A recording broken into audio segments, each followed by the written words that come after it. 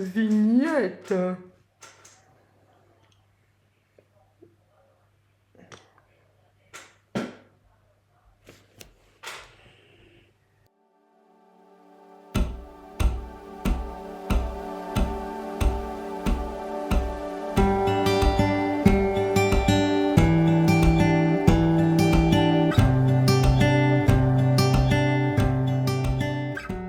Bonjour et bienvenue à la ressourcerie de l'écrivain. On est le dimanche 21 janvier, il est presque 20h et j'ai envie en fait depuis quelque temps de faire un challenge qui s'appelle 7 jours, 7 livres.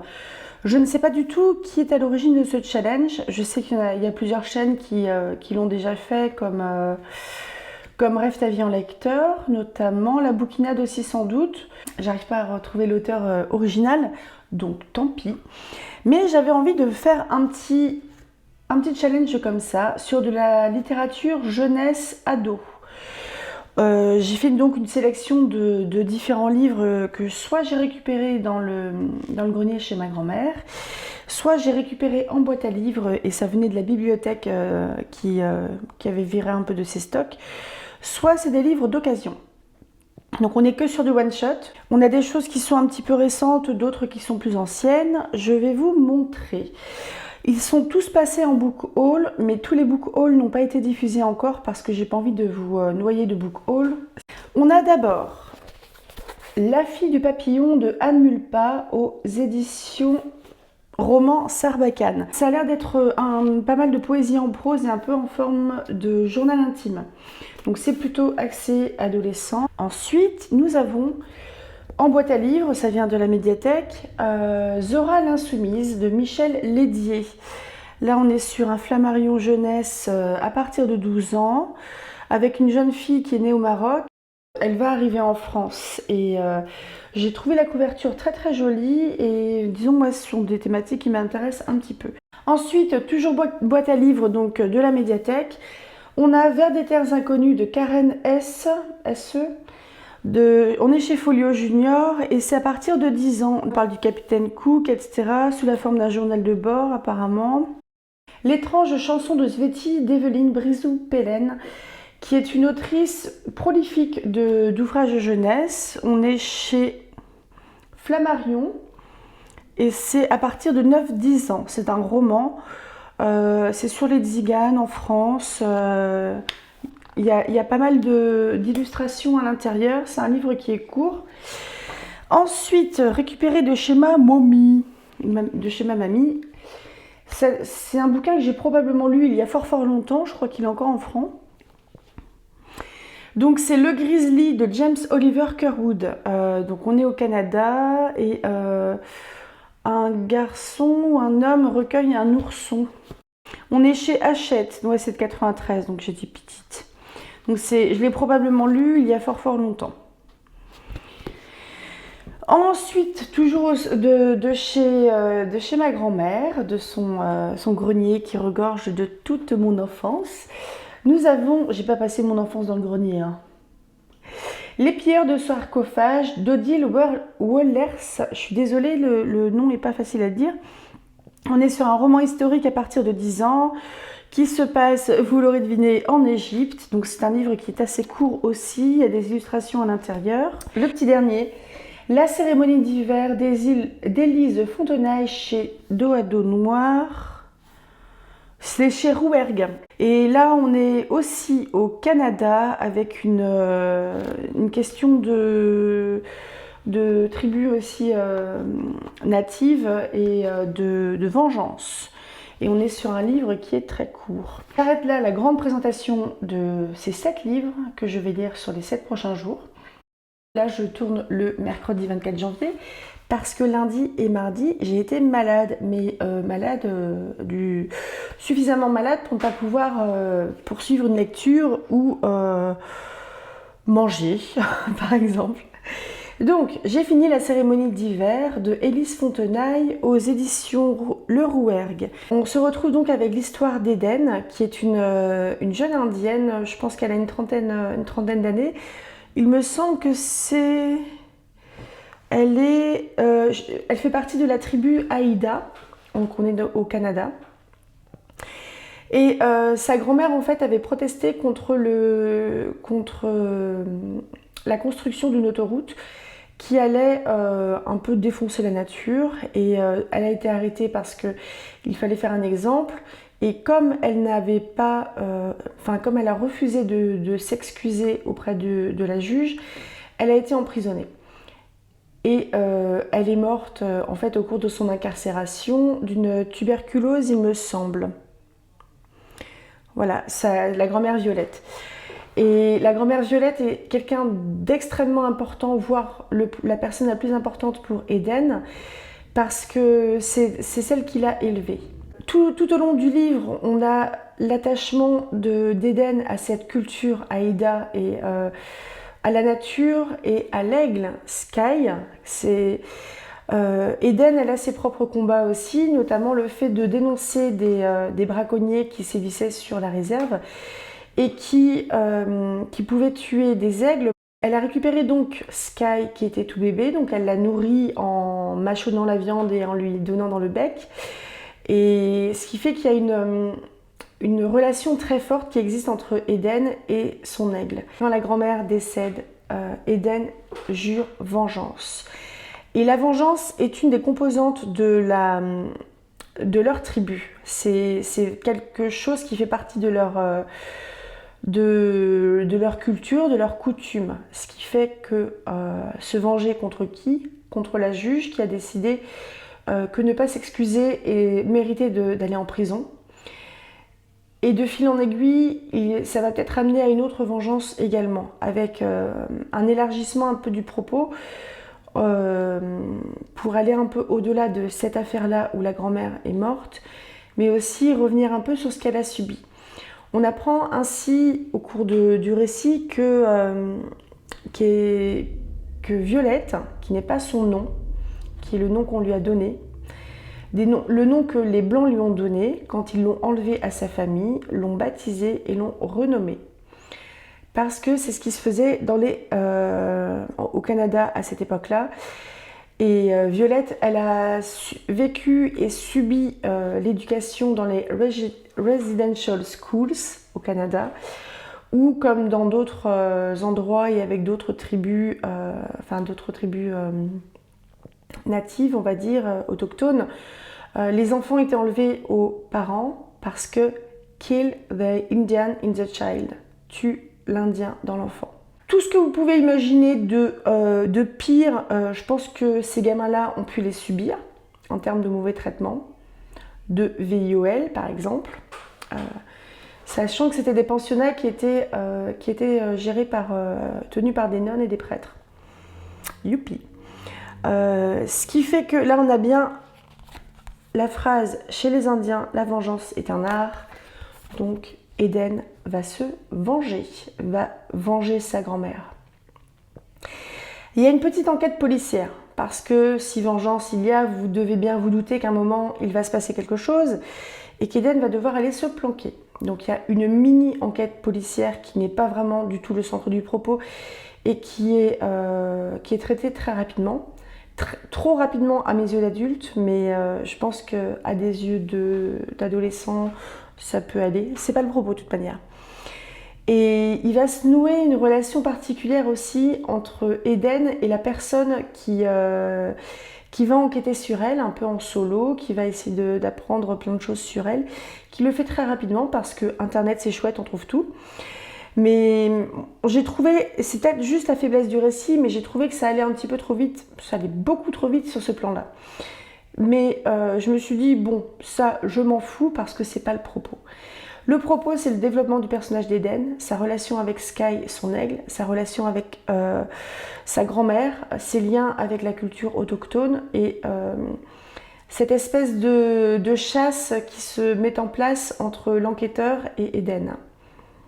Et c'est une fille qui a un tel courage. Franchement, c'est un livre que je vous conseille. Déjà, c'est très joli. Le Rouergue, c'est une très bonne maison d'édition. Et j'ai zioté sur la Fnac et Amazon.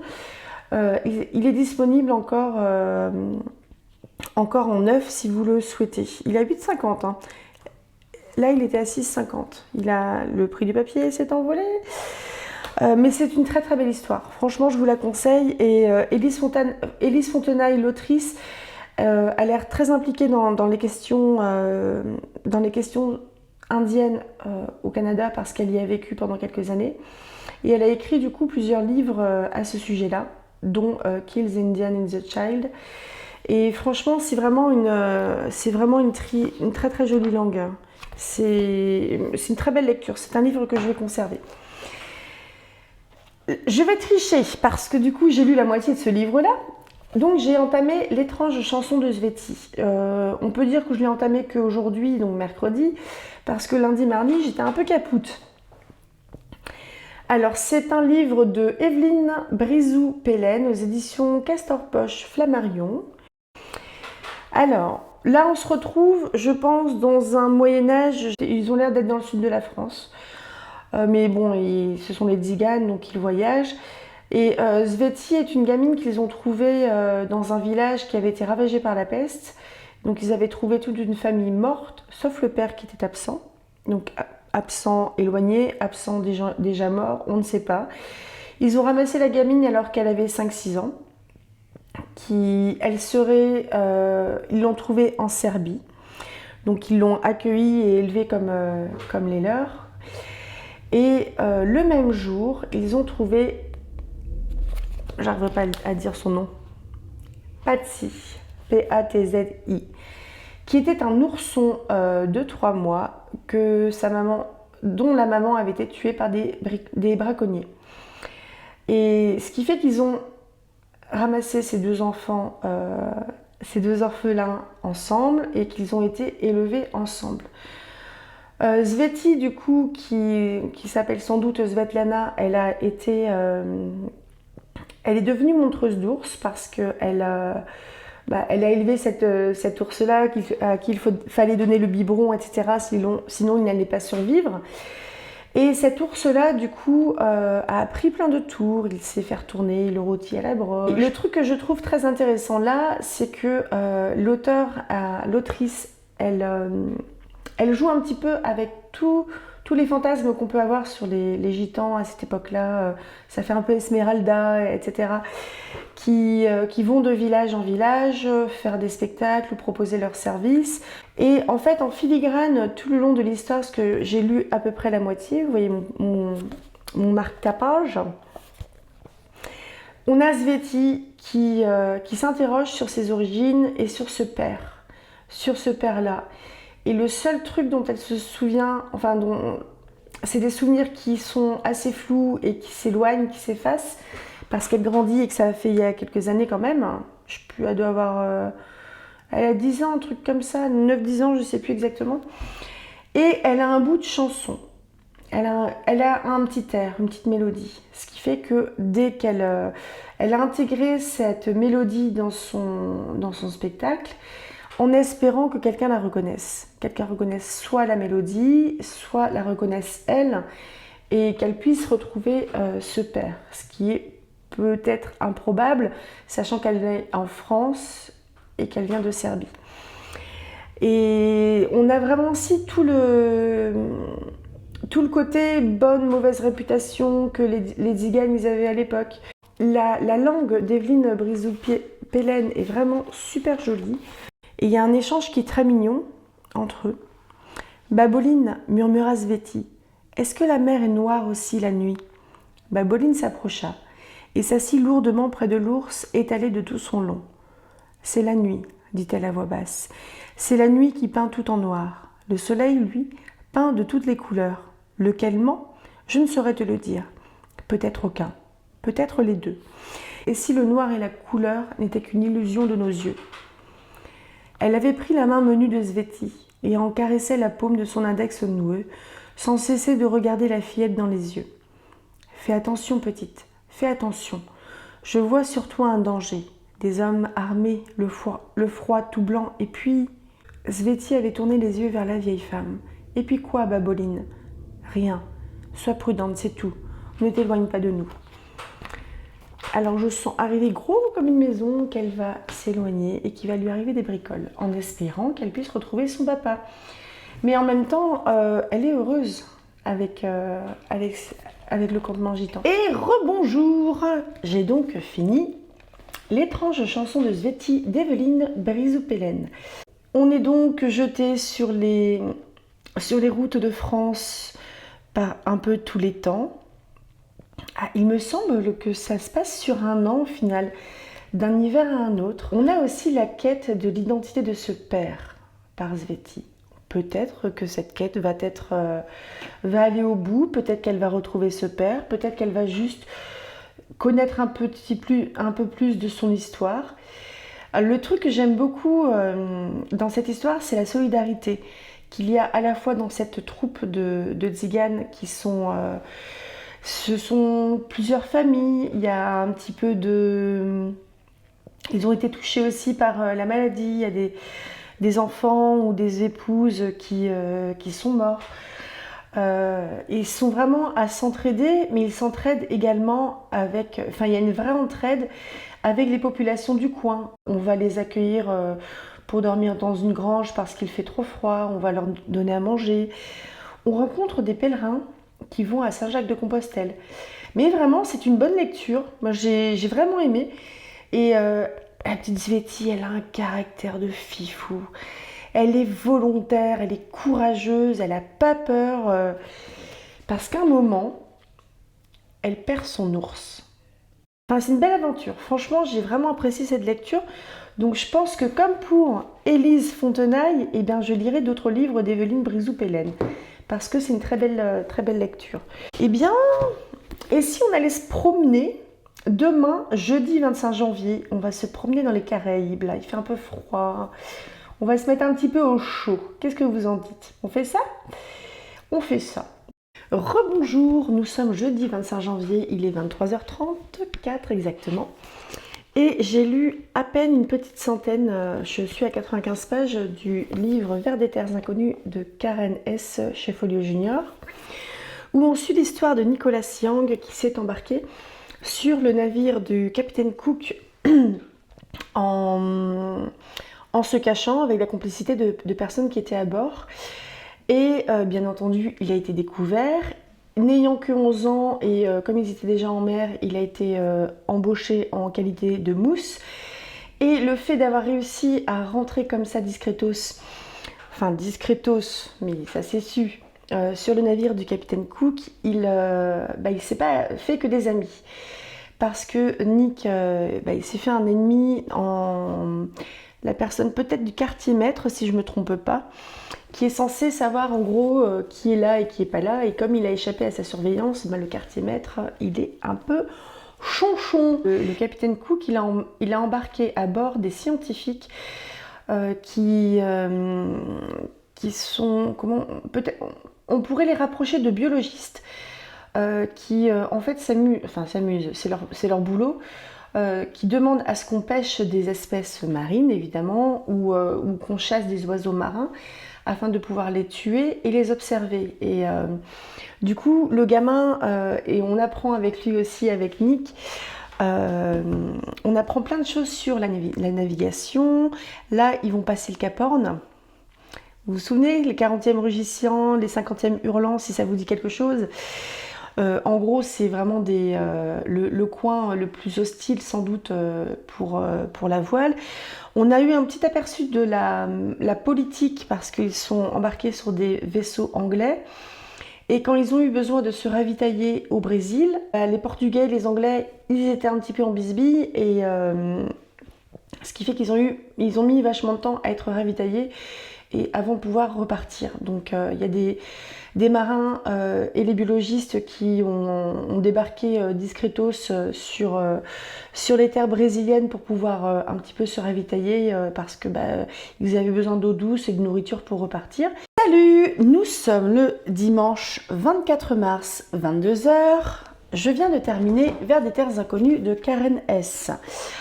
Mon avis est un peu plus enthousiaste, est carrément plus enthousiaste que ce que je vous ai dit précédemment. Et je vais juste vous lire, il y a une petite note d'auteur là qui fait quelques pages pour vous montrer à quel point l'autrice a respecté en fait la matière historique qu'elle avait donc, sur le voyage du capitaine Cook et sur l'existence réelle de Nicholas Young, qui est le héros du coup du bouquin. Le capitaine Cook a organisé 3 voyages d'exploration entre 1768 et 1779. Ce livre se réfère au premier de ces voyages. Le nom de Nicholas Young apparaît pour la première fois dans le registre dit rôle d'appel de l'Endeavour, le 18 avril 1769, 8 mois après que le navire eut quitté l'Angleterre. Des chercheurs se sont interrogés sur la façon dont Nicholas avait pu embarquer sur l'Endeavour. Certains ont supposé qu'il avait été amené clandestinement par le botaniste Joseph Banks. D'autres ont imaginé que Nick s'était embarqué sans l'aide de personne. Une troisième hypothèse suggère que Nicholas aurait été caché par certains hommes d'équipage. Cette dernière supposition semble la plus probable, donc c'est celle que choisit l'autrice.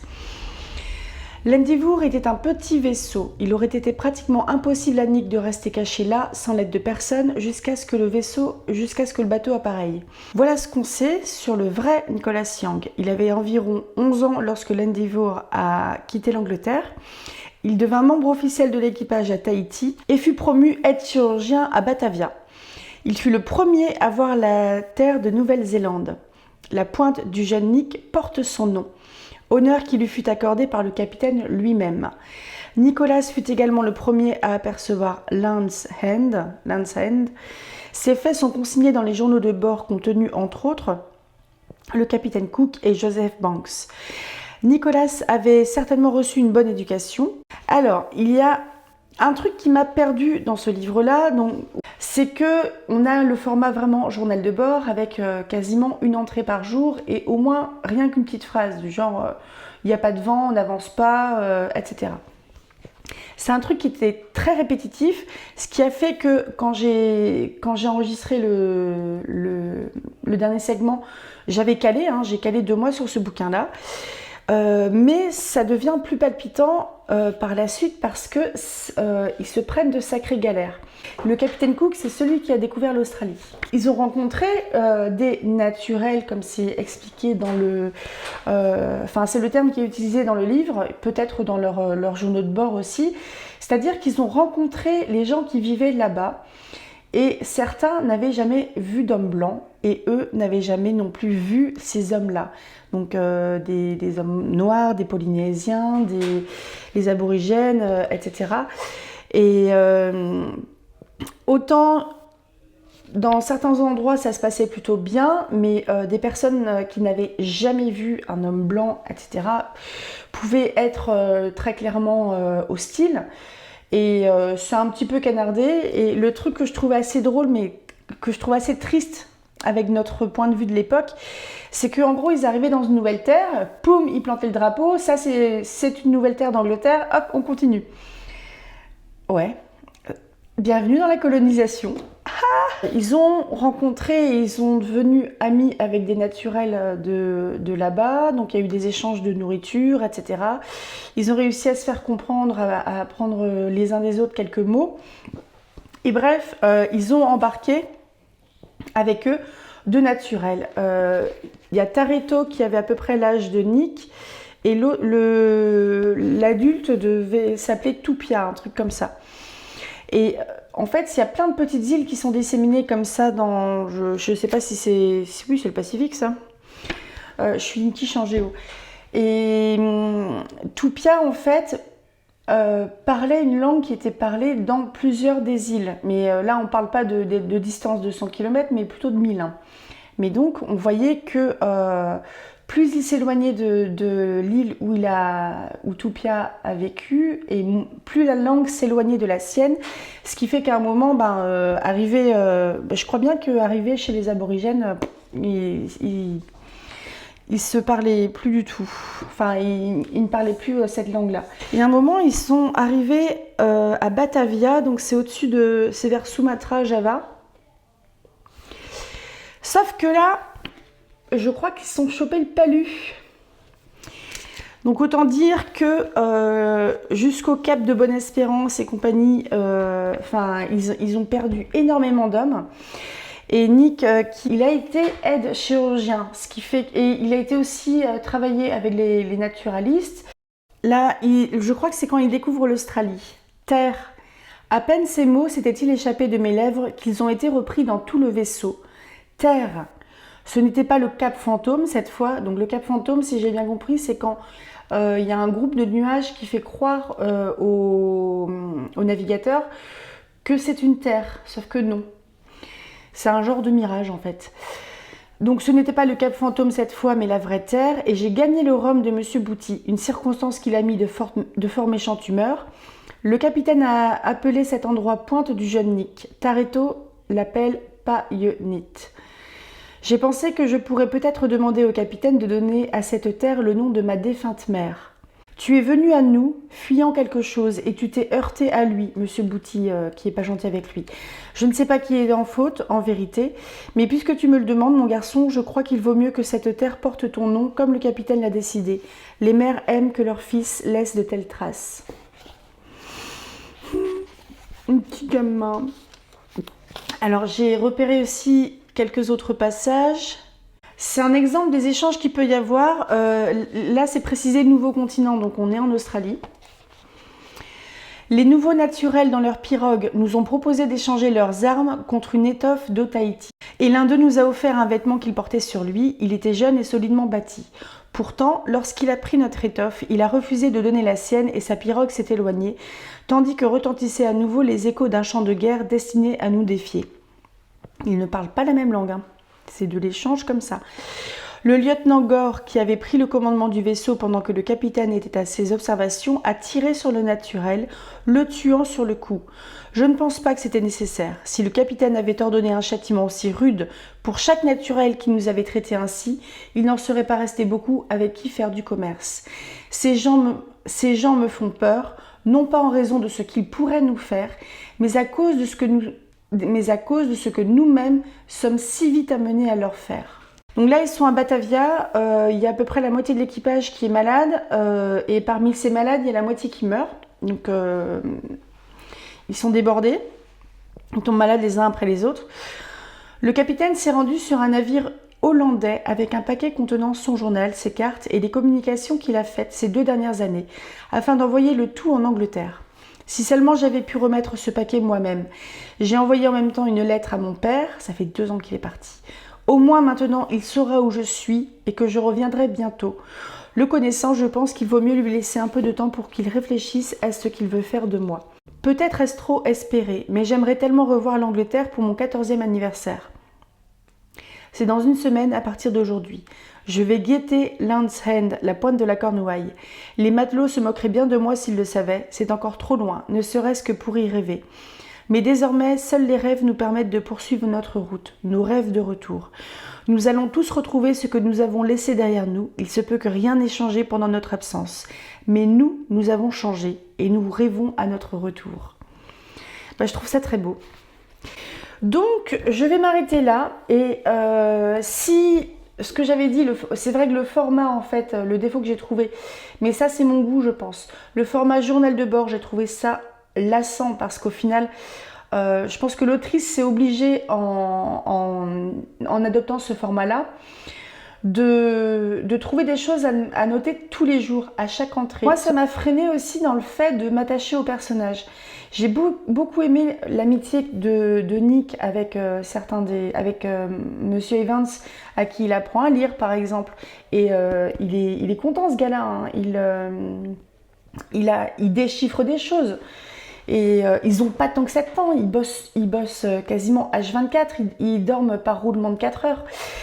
Et il y a une amitié qui était très touchante aussi, c'était avec Tareto, qui était un des Tahitiens qui a été embarqué, qui est un petit peu plus âgé que Nick, mais Tareto, en fait, quand Nick lui parlait de l'Angleterre, parce qu'ils ont dû apprendre leur langue, Tareto a plus facilement appris l'anglais que Nick le Tahitien.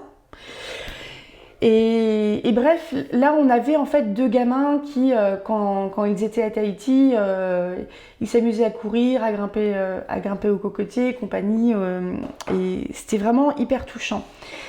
Et Nick, en fait, on sent qu'il a vachement grandi et que Parce que tout l'épisode là où il y a le choléra ou le palu, qui sont tous en dysenterie, en train de mourir les uns après les autres,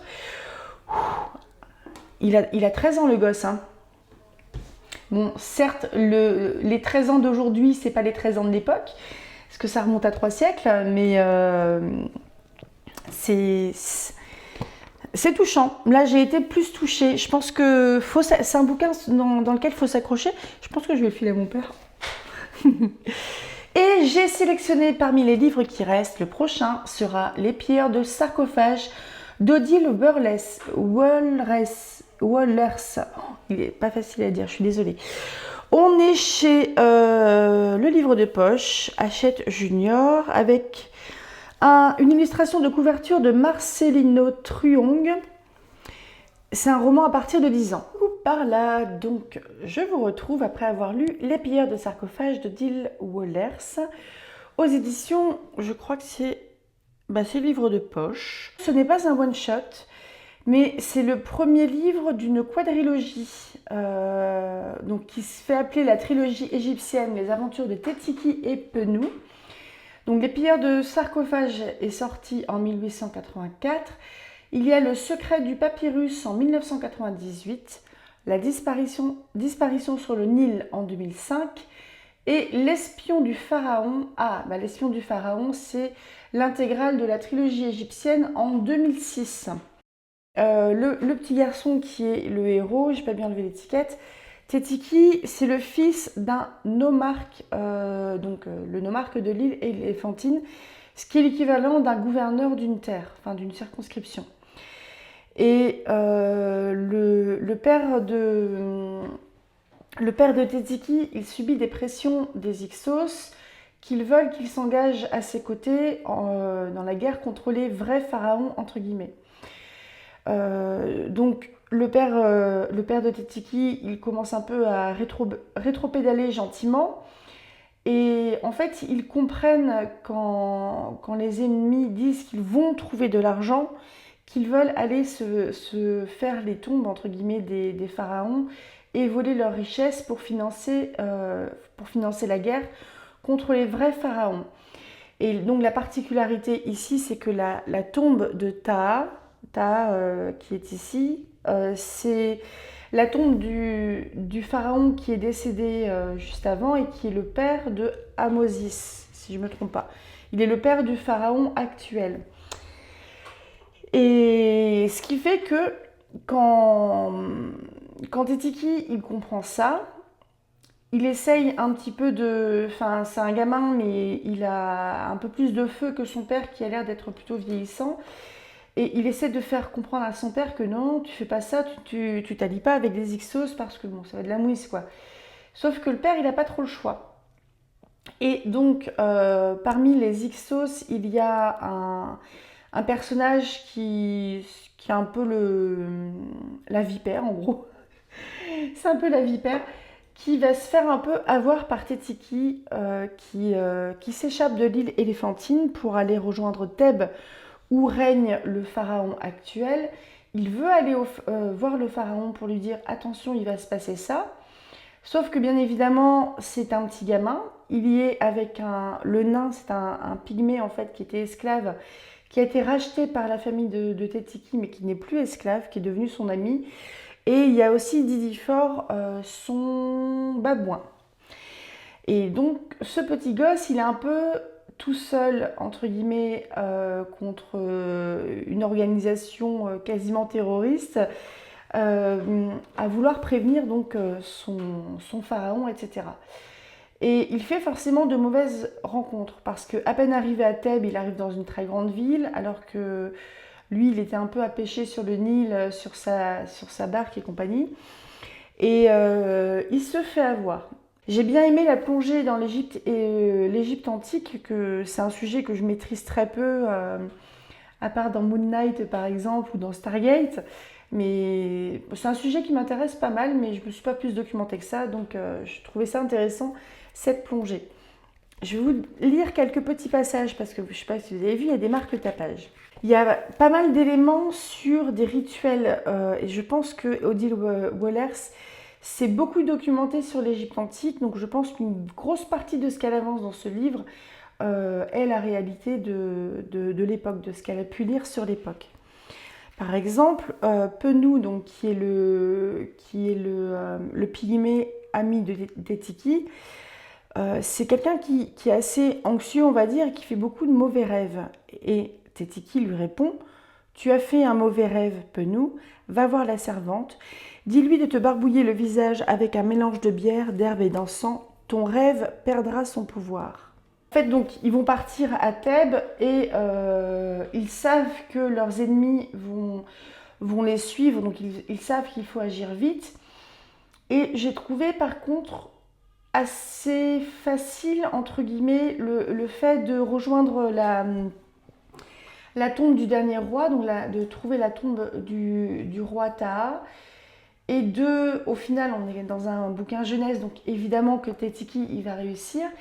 Mais j'ai trouvé qu'il le faisait facilement, alors qu'il est juste un petit garçon avec un pygmée qui est un peu flippé, avec un babouin qui est juste, entre guillemets, un animal, qui a quand même des petites tendances à être comme Lassie. Donc vous dites à Didifort de faire ça, il va le faire comme Lassie, parce que Lassie, le chien, comprenait tout.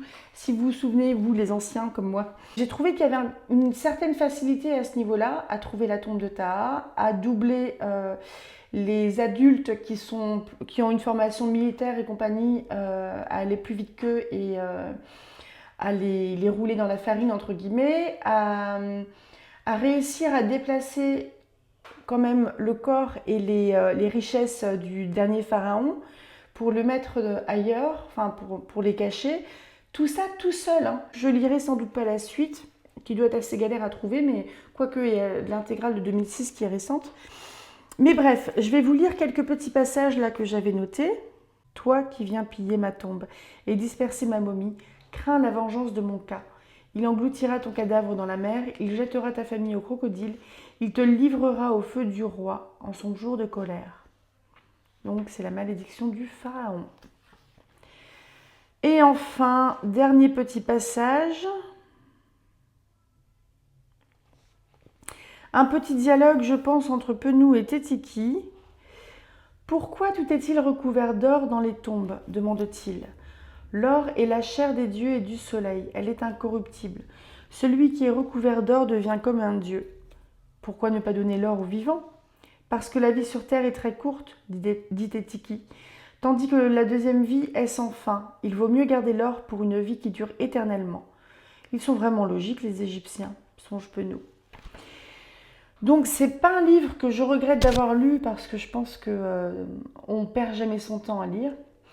Mais j'ai pas spécialement aimé, j'ai trouvé ça un peu facile. Il y a un peu d'explicatif, mais on est dans un livre pour 10 ans aussi, pour des enfants de 10 ans on va dire. Et puis moi j'étais relativement néophyte sur le sujet. Donc je regrette pas de l'avoir lu, mais on va dire que ça m'a pas transcendé. Je suis un peu sur un bouffe aujourd'hui. Entre les lunettes, les joues et le t-shirt, je suis rouge. Et je vais vous parler d'un livre bleu. C'était une introduction terrible. Donc j'ai fini aujourd'hui, on est lundi 8 avril, La fille du papillon de Anne Mulpa aux éditions Roman Sarbacane. Exprime, je ne sais plus ce que c'est exactement, c'était un forum. Je ne sais pas s'il est encore court. On suit l'histoire de Solveig qui a 16 ans, qui est dans l'année du bac de français. Elle vit seule avec son père parce que sa mère est décédée d'un cancer, il me semble. Elle a une meilleure copine, Manon, et elle va rencontrer le monde. Je crois qu'on ne connaît même pas le nom de son copain. Elle surnomme en fait un gars qu'elle va croiser et puis coup de foudre.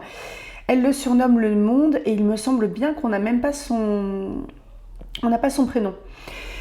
Et on est à fond les ballons au niveau de cette histoire, dans tout ce qui est adolescence, avec les émotions qui sont à fleur de peau, avec le début des premiers amours, l'amitié qui peut être un petit peu interrogée, les relations avec le père qui se passaient très bien jusqu'à ce qu'elle commence à faire quelques petites conneries et que le père assoit un peu son autorité et que ça se passe moins bien forcément parce qu'elle est frustrée. Et c'est une très belle histoire. Franchement, ça se lit très vite. Je vous mettrai, ça doit être une ancienne couverture. Il y a une nouvelle que je trouve plus jolie personnellement. Je vous la mettrai quelque part autour de moi. Et bref, c'est une très belle histoire. Donc comme je vous l'ai dit en vous présentant ce livre-là, c'est un peu sous forme de journal intime de l'adolescente qui raconte sa petite vie de tous les jours, ses rêves et compagnie. Il y a beaucoup de passages de poésie en prose ou de poésie tout court. Un petit passage sur sa rencontre avec le monde. Donc c'est le petit-fils d'un voisin, un voisin qui habite plus ou moins en face de la maison de Solveig. On a marché, parlé, un peu de tout, de ses parents, de lui, de moi. Sa mère est un peu barrée, elle prend des cachetons et lui gueule pas mal dessus. Son père fait comme si tout allait bien.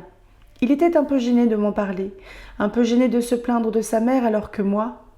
Mais je l'ai mise à l'aise, en lui disant que j'avais l'habitude que les autres aient une mère. J'ai pas pris l'habitude, c'est pas vrai, mais ça lui a fait du bien que je dise ça. On a marché, parlé. J'aime sa voix un peu cassée, sa bouche qui fait des anneaux de brume quand il parle. Sa bouche, oh là là. Dans cette nuit, notre nuit, les lumières de la ville l'auréolent doucement. Son profil se découpe sur fond de ciel endormi. Il marche tête baissée, me regarde à peine. Je l'observe, mine de rien. Il a un front un peu bombé comme celui d'un enfant. Mais ce n'est pas un enfant. J'aime ses cheveux mal coiffés comme dans les pubs dont je me moque à la télé. J'aime qu'il soit là, à côté de moi. J'aime voir sa main venir lentement, précieusement, dégager les cheveux de ses yeux, comme s'il cherchait à voir plus clair en lui. Je regarde nos ombres l'une à côté de l'autre. Elles vont bien ensemble. On dirait qu'elles existent sans nous, qu'elles se sont déjà confiées 1001 secrets que nos bouches n'ont pas encore osé formuler. Elles avancent tranquillement, se découvrent, se croisent, se fondent parfois l'une en l'autre. On marche, on parle. Vous avez vu comme c'est beau ? On fait un grand bond dans le futur. Plus le récit avance et plus elle parle de sa maman, de ses souvenirs de sa maman. Elle l'a perdue assez tôt, elle l'a perdue il y a quelques années. Je pense à maman, si elle était là. Est-ce que je lui parlerais de tout ça ? Est-ce que je ferais ce journal ? Le temps passe et je me demande à quoi sert une mère. Je n'ai pas de réponse. Je pense à Manon et à sa mère, à la mienne qui n'est plus mienne. M'aurait-elle trahi ? M'aurais-tu trahi ? Dis-moi un peu, juste comme ça, pour savoir. Bien à l'abri dans ton absence, tu n'envoies aucune réponse. Morte, morte. 5 lettres et tu es ensevelie dedans, recouverte de ces 5 lettres-là. La seule respiration qui existe encore derrière est celle que je t'invente, que je te prête. Je te ressemble, a dit mamie. Quelle part de toi ? Quelle part de moi ? Tu ne dis rien ? Tu ne sais pas ? Parfois tu sais, quand tu arrives comme ça brusquement, je t'en veux. Je te trouve malpoli de t'inviter sans prévenir. Qui donc t'a appris de telle manière ? Mais tu as l'air si tendre, si confuse de n'être jamais là au bon moment, au bon endroit, que je ne te fais aucun reproche. Allez, viens, maman. Assieds-toi au bord du lit, comme avant, avec ton petit air de « je m'installe sans vouloir te déranger ». Là, on aborde sa relation avec le monde.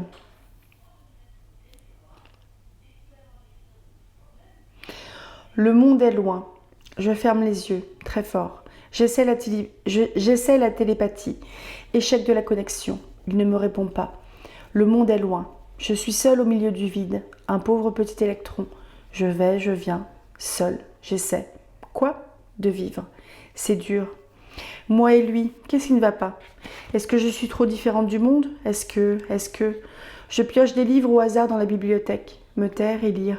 Il doit bien y avoir une réponse quelque part. Me taire et lire pour comprendre. Prendre avec moi. Il y a un mur tout autour de moi. Rien ne rentre, rien ne sort. Tout est en dedans. Un vrai foutoir. Un vrai fouillis. Le ciel n'est pas le ciel. C'est une main de géant sadique qui m'appuie sur la tête et qui m'empêche de partir. Je sens sa paume rocailleuse. Je me tasse. Je m'enfonce dans le foutoir, dans le fouillis. Le bordel. Attendre, attendre, attendre, attendre. Moi et lui. Donc c'était une très belle lecture, je pense que c'est un livre que je vais conserver pour peut-être le relire un de ces 4. N'hésitez pas à jeter un œil et si vous êtes un adolescent ou si vous êtes le parent, le grand-parent, un frère d'un adolescent ou d'une adolescente, je pense que les livres de Anne Mulpa, on peut vraiment y aller, tout comme les livres d'Élise Fontenaille.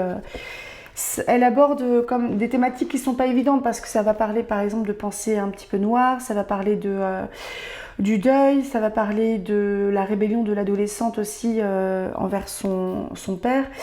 Mais ça le fait vraiment de manière honnête, je pense, juste. Et c'est vraiment une lecture que j'ai appréciée et la langue elle est juste magnifique, comme je vous l'ai montré.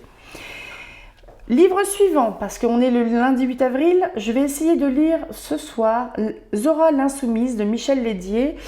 On est chez Flammarion Jeunesse, c'est un livre à partir de 12 ans et qu'il fait un petit peu moins de 200 pages. Donc il m'en restera un autre derrière et comme ça on pourra faire je pourrai clore le 7 jours 7 livres à 2 ou 3 mois près. A tout de suite, ou peut-être demain. Nous sommes le mercredi 10 avril dans l'après-midi. J'ai fini lundi Zora l'Insoumise de Michel Lédier et hier le Grizzly de James Oliver Curwood. Là, je vais être raisonnable vu que la vidéo dure déjà 45 minutes et que j'ai parlé de 5 livres. Je vais être brève. En plus, pas de post-it, donc pas de citation. Pour Zora l'Insoumise, donc c'est une illustration de Daphné Collignon. On est chez Flammarion Jeunesse et c'est de Michel Lédier. On se retrouve avec une jeune fille de 14 ans qui vit dans les montagnes peut-être de l'Atlas au Maroc. Donc elle vit avec sa famille, c'est la fille aînée. Elle a un grand frère aussi, mais c'est l'aînée parmi les filles. Et c'est une jeune fille qui a été retirée de l'école pour qu'elle puisse aider sa maman à s'occuper des enfants. Donc on est dans une famille qui est relativement traditionnelle où l'homme, son grand frère par exemple, il ne fout pas grand-chose, mais Zora, elle aide à la maison, elle aide à faire à manger, elle s'occupe des enfants, elle fait le ménage et compagnie. Et un jour, une tante un peu mystérieuse va venir discuter avec son père, donc c'est vraiment le papa qui décide dans cette famille. Et Zora va être envoyée en fait en France, chez cette tante un peu mystérieuse, pour travailler. Et on lui dit aussi qu'en échange de son travail, l'argent qu'elle va recevoir va être envoyé à sa famille, qu'elle sera scolarisée au collège parce que c'était une bonne élève, elle aime beaucoup l'école, elle a envie de s'instruire encore. Et assez rapidement en fait, Zora va se rendre compte que déjà on ne l'inscrit pas au collège, arrivée en région, arrivée en France. Elle parle déjà plutôt bien le français, ce qui est déjà pas mal, mais en fait, elle travaille pour cette tante, pour son mari qui est français, pour leurs 2 enfants. Le grand doit avoir 6-7 ans, la petite, c'est une petite fille, elle a que 2 ans. Et Zora va se retrouver d'un statut un peu de servante bonne à tout faire, à glisser vers un statut d'esclave. Donc ça parle bien de l'esclavage moderne, de ces jeunes filles qui sont peu éduquées, qui viennent de familles qui sont peu éduquées, peu instruites, et à qui on promet monts et merveilles et qui se retrouvent à aller dans un pays étranger. Et Zora, elle n'est pas bête. Zora, à un moment, elle se rend compte que non, il y a quand même des trucs qui clochent. Je peux pas sortir tout seul. Je travaille tout le temps. Au début, on dit par exemple qu'on va lui aménager une chambre dans le grenier, mais c'est jamais le cas. Donc au début elle dort dans le salon, quand elle commence un peu à se rebiffer, elle se prend quelques claques, elle finit par dormir dans la cuisine avec le chien. Et quand elle essaye un jour de s'enfuir, enfin une nuit justement, de s'enfuir pour aller demander de l'aide, donc elle se dit il faut que je trouve un commissariat, parce qu'elle est dans un pays qu'elle ne connaît pas, elle ne connaît pas trop non plus on va dire les us et coutumes de la France. Donc elle essaye de s'enfuir, elle réussit à faire une fugue à partir de cette maison-là, en pleine nuit, et elle va se faire récupérer. Et c'est là qu'elle va finir par passer de dormir sur son matelas dans la cuisine au garage. Et on est vraiment sur... Bon, on est quand même sur un livre qui est pour enfants, c'est à partir de 12 ans. Donc on va dire c'est pas ultra descriptif non plus au niveau des maltraitances, qu'elles soient physiques ou qu'elles soient psychologiques, ou de ce qu'elle aurait pu subir en plus. Je vous laisse imaginer. Et en fait, à un moment, elle leur sert plus à rien, en fait, tellement elle s'est rebellée. Ce qui fait que cette fameuse tante mystérieuse, qui en fait n'est pas du tout une tante et ne fait pas du tout partie de sa famille, va aller se chercher une autre petite gamine beaucoup plus docile au Maroc, et elle la fout dans un avion, et retour à la maison pour Zora. Sauf que ceux qui partent du pays, surtout pour aller en Europe, ils sont censés revenir plus riches, avec une situation pour aider la famille et compagnie. Ce qui fait que Zora, elle, son retour n'est pas du tout bien accueilli. Parce que déjà, le père, je pense qu'il s'est rendu compte qu'il s'était gouré. Et le père, c'est impossible qu'il se gourre. Elle ne retrouve pas la place qu'elle avait auprès de sa maman à s'occuper des enfants, de la maison, du ménage, de la cuisine et tout ça. Parce que la petite sœur a pris cette place-là. Elle ne peut plus retourner à l'école, donc elle a un peu un statut de paria.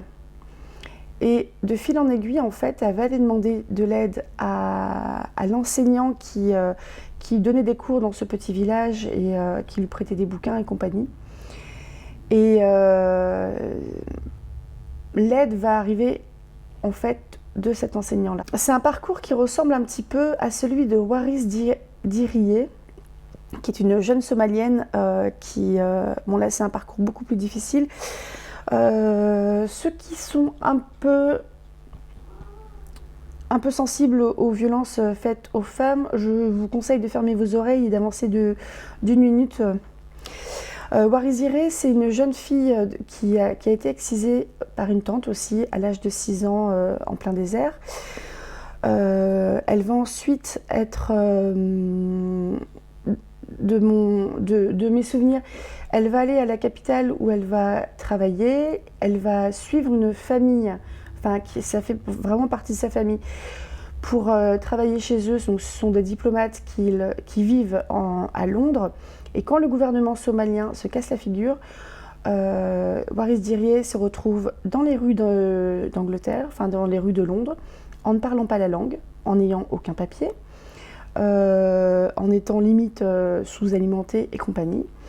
La chance que va avoir Waris Diriye, c'est sa beauté, parce que bon, déjà elle va être aidée par des Londoniens, notamment une jeune femme qui, il me semble, était journaliste, et un jour quelqu'un va la remarquer et va se lancer une carrière internationale. Sauf qu'au passage, Waris Diriye, elle découvre que l'excision, c'est pas bien, entre guillemets, que ce qu'on lui a fait est monstrueux. Et cette jeune femme qui a écrit un livre qui s'appelle Fleurs du désert, qui a été adapté au cinéma, va devenir ambassadrice à l'ONU contre les violences et les mutilations faites aux femmes. Donc ça m'a fait penser à tout ça, mais en beaucoup plus soft quand même. Mais un parcours où une jeune fille subit son statut de femme, quelque part, et en sort grandi pour en faire autre chose. On sent que ça a quand même été, ça a été travaillé, et c'est franchement un très très bon livre, qui va rejoindre ma petite sœur qui a dit « Une fois que je finis mes études, je veux relire des choses ». On passe ensuite au Grizzly de James Oliver Curwood, qui était là aux éditions France Loisirs. Alors, comme je suis une grosse nouille, je vais vous raconter l'anecdote. C'est qu'en fait, arrivé à la moitié du bouquin, je me suis dit, ça ressemble quand même vachement à L'Ours de Jean-Jacques Hano. Donc j'ai regardé, ce livre-là, il est sorti en 1913. Et L'Ours de Jean-Jacques Hano, le film, c'est sorti dans les années 90, je pense. J'étais petite, je me souviens, on l'avait en cassette. Et du coup, mon mec à côté de moi qui dit « Mais t'es con, quoi ?» Donc je regarde un petit peu mieux les articles de Wikipédia. Donc L'Ours, c'est l'adaptation du Grizzly. Voilà, donc j'étais en train de commencer à soupçonner Jean-Jacques Hano d'avoir un peu tout pompé là, mais en fait non, il l'a juste adapté. Nous avons 2 hommes blancs chasseurs qui sont au Canada, et il y en a un qui est plus pisteur, l'autre qui est plus chasseur. Pas forcément pour le sport, hein. On est un peu du côté du massacre quand même. Au passage, nous avons le grizzly, je ne sais pas si c'est le petit ou le grand ça, un bébé grizzly qui va être récupéré par un adulte grizzly, mais genre c'est le roi de la montagne. Il est tellement énorme et tellement monstrueux entre guillemets que le chasseur en fait en le voyant se dit je vais me le faire celui-là. Il prend le petit sous son aile et je crois bien en plus que c'est un petit ours noir, c'est pas un bébé grizzly. Et donc ils commencent un petit peu à vivre tous les deux, il lui apprend des trucs, etc. Et en parallèle, on a ces deux chasseurs trappeurs qui repèrent un jour ce grizzly qui est tellement énorme qu'ils se disent oh là là, sa peau, je veux sa peau dans mon bureau, des trucs comme ça. On est à peu près il y a une centaine d'années. Et ils essaient de lui tirer dessus. Et donc le grizzly qui n'avait jamais rencontré d'homme associe la douleur, l'éclair aux hommes. Ce qui fait qu'il se dit homme égale danger égale douleur. Très très très très bonne réflexion. J'ai trouvé ça quand même pas mal. J'ai beaucoup aimé la langue. On voit qu'on est sur un texte qui est ancien parce que la langue elle est, je dirais pas peu accessible, mais elle est moins accessible qu'un livre qui va être écrit de nos jours. Et on est vraiment sur du nature writing aussi, il y a une ode à ces grands paysages de forêt, de montagne, à la prédation. Il n'y a pas trop d'anthropocentrisme, enfin de sentiments humains ou de comportements humains qui sont calqués sur ceux des ours. Je trouve pas. Je trouve qu'on est quasiment dans un truc documentaire, ce que j'ai trouvé vachement intéressant. Et le truc qui est très intéressant aussi, c'est qu'à un moment, le chasseur qui voulait avoir le grizzly en descente de lit, il change d'avis. Parce que il était parti explorer tout seul dans les montagnes. À un moment, il trébuche. Son arme, sa seule arme qu'il avait avec lui, tombe, se fracasse. Donc il se retrouve un petit peu, entre guillemets, avec sa bite et son couteau dans les montagnes. Et le grizzly arrive. Et en fait, le gars, il est en train de se dire « Oh putain, je vais me faire bouffer, en gros. » Donc, il n'est pas joasse. Et le grizzly, en fait, de trouver l'homme si vulnérable face à lui, il s'en désintéresse complètement. Alors qu'il sait que c'est l'homme qui l'a blessé. Ils se sont rencontrés plusieurs fois, il s'est fait plusieurs fois tirer dessus. Une fois que le grizzly se désintéresse de lui, alors qu'il aurait pu tout à fait lui arracher la tête, le chasseur, il change d'avis. Et il se dit « Non, je vais lui foutre la paix ». Et entre-temps, ils ont récupéré le petit, parce qu'ils avaient tendu un piège pour le grand grizzly avec une meute de chiens qui se font ravager par le grizzly. Et le petit était resté derrière. Donc c'est vraiment un petit ourson, hein. On est sur un petit qui a quelques mois et qui commence juste à manger de la viande. C'est pour ça qu'il a survécu. Et il récupère du coup ce bébé-là. Et le bébé, il associe l'homme à... On me donne des bonnes choses comme du sirop d'érable, comme du lait concentré, on me donne de la viande, on me fait des caresses. Il associe l'homme à tout ça. Et quand le chasseur, justement, en fait, le chasseur, il commence déjà un petit peu à s'adoucir au contact du petit. Et il commence vraiment à changer d'avis une fois que le grizzly lui a laissé la vie sauve. Ce qui fait que il se dit, le petit, je vais le relâcher. Ça va pas devenir mon petit animal de compagnie. Il faut qu'il vive là, dehors, avec son père, parce qu'il sait pas. Et j'ai trouvé ça vraiment touchant. Le fait que la rencontre comme ça avec l'animal fait que l'homme change d'avis change de posture par rapport à lui, où il est dans une posture moins prédatrice, moins je suis en haut de l'échelle alimentaire, etc. Alors qu'en fait, pas du tout. Parce qu'un petit bonhomme face à un grizzly de 600 ou 700 ou 800 kilos, non, carrément pas. Et c'est vraiment... j'ai bien aimé. Ça n'a pas été le coup de foudre non plus, mais j'ai bien aimé ce petit voyage. Pour un livre qui n'est pas très épais, il doit faire 200 pages, un truc comme ça. Ce qui fait que parmi tous les livres que j'ai lus, je vais garder Zora l'Insoumise que je vais filer à ma sœur. Le voyage autour du monde, je pense que je vais filer à mon père. Et donc ça, c'était Vers des terres inconnues de Karen S. J'ai gardé La cérémonie d'hiver d'Élise Fontenaille. Je vais garder aussi La fille du papillon de Anne Mulpa. Et je pense que le reste, il y en a déjà qui sont partis en boîte à livres. Quelqu'un avait dit que c'était bien de considérer sa bibliothèque comme une cave à vin. Mais est-ce que des fois ce vin-là, ce vin littéraire, on ne peut pas un peu le faire tourner aussi, pour pas qu'il reste juste vieillir? Donc je pense que c'est une pratique que je vais faire maintenant, c'est les livres que j'ai lus, qui me plaisent moyen ou que je ne compte pas relire, je m'en débarrasserai. Je fais un petit point sur ce type de vidéo là. J'aime bien le format de 7 jours 7 livres, même si j'ai évidemment explosé les 7 jours. C'est pas grave, mais bon, quelque part, j'ai pas joué le jeu. Je pense que j'en referai. Et j'avais plusieurs idées. Je peux partir par exemple sur de la romance, sur du roman historique, sur de la littérature blanche, sur... je suis pas sûre que j'ai 7 bouquins en SF, peut-être. J'aurais pas 7 livres en policier. Je peux partir sur la fantasy. J'ai d'autres livres qui sont plus littérature ado, young adulte. Et donc je vais sûrement en refaire. Mais là, juste pour la petite anecdote, j'ai dû passer facile 3 heures de montage, et j'ai encore pas fini, sur cette vidéo-là parce que c'était beaucoup trop long. Ce qui fait que je pense que la prochaine fois, je consacrerai 10 minutes par bouquin, point barre. Et s'il y a de la citation, ça sera beaucoup plus court parce que je me suis vraiment arraché les cheveux au niveau du montage. Et en autre format que j'ai trouvé sympa, j'ai vu aussi lire 1000 pages en 24 ou 48 heures ou en une semaine. Et ça peut être bien pour se bouffer par exemple une saga. Une saga de 1000 pages et quelques. Et surtout que les sagas, j'ai tendance à les manger. Et je sais pas, vous avez dû voir les 15 000 vidéos que j'ai faites sur les sagas que j'avais envie de lire ou de relire. Donc j'en ai quelques-unes qui peuvent rentrer là-dedans. Donc je pense que je le ferai... pour les sagas en cours. N'hésitez pas à me dire si parmi ces livres, il y en a qui vous intéressent, ou si vous avez lu des livres qui vous font penser à cela. Si vous avez des suggestions aussi en termes de format de vidéo, je pensais en termes de 7 jours 7 livres, je peux même faire pourquoi pas 7 jours 7 livres sur Christian Bobin qui écrit des livres très courts. Et j'en ai peut-être bien 7. Ou des livres courts comme Amélie Nothomb, ça peut être sur un... Mais j'en ai pas 7 de Amélie Nothomb, mais bon, ça on peut s'arranger. Donc voilà, à tout bientôt, j'espère que ça vous a plu.